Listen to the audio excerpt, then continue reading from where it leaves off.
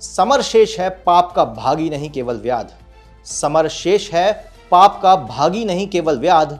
जो तटस्थ हैं समय लिखेगा उनके भी अपराध। महाराष्ट्र की राजनीति का घमासान अभी भी जारी है और अब तक विधानसभा के बाहर हो रहा घमासान अब विधानसभा में हो रहा है। खैर, एक बात तो जाहिर है कि सुशांत सिंह राजपूत के हत्यारे अब सत्ता से बाहर हो गए हैं। देखिए, कहते हैं ना, भगवान के घर देर है पर अंधेर नहीं। लेकिन एक और बात कहूँगा, अगर बात सुशांत जी की हो रही है कि जिस तरीके से सुशांत सिंह राजपूत जी की हत्या हुई और जिस तरीके से उदयपुर में जो अभी हाल ही में कांड हुआ, उसमें से एक बात निकल कर सामने आती है और वो स्क्रीन पर है। समर शेष है पाप का भागी नहीं केवल व्याध। समर शेष है पाप का भागी नहीं केवल व्याध। जो तटस्थ हैं समय लिखेगा उनके भी अपराध।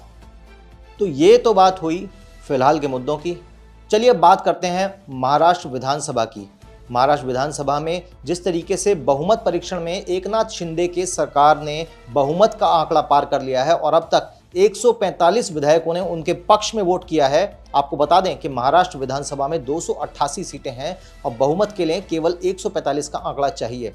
अब विधानसभा के स्पीकर राहुल नार्वेकर ने पूर्व मुख्यमंत्री उद्धव ठाकरे के गुट वाली शिवसेना को तगड़ा झटका दिया है। उन्होंने शिंदे को शिवसेना विधायक दल के नेता के तौर पर मान्यता दे दी है। नार्वेकर ने रविवार को ठाकरे गुट को यह झटका दिया है। उन्होंने शिवसेना विधायक दल के नेता के तौर पर अजय चौधरी और चीफ व्हिप सुनील प्रभु को मान्यता देने की अर्जी ठुकरा दी। चीफ व्हिप के तौर पर शिंदे गुट के भरत गोगावले को मान्यता दी गई है। शिवसेना के मुख्य प्रवक्ता और सांसद अरविंद सावंत ने विधानसभा अध्यक्ष के फैसले को पूरी तरह असंवैधानिक बताया है। उन्होंने कहा है कि इस फैसले को अदालत में चुनौती दी जाएगी।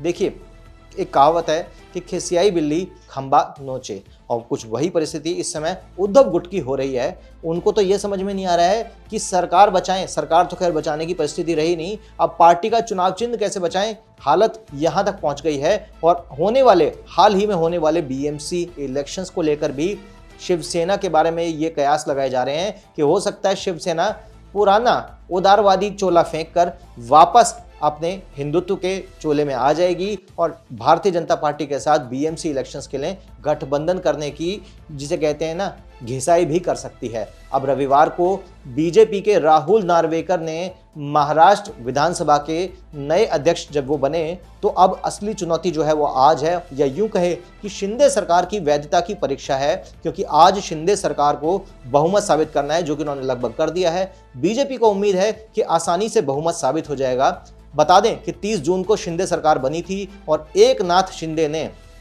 मुख्यमंत्री पद की शपथ ली थी।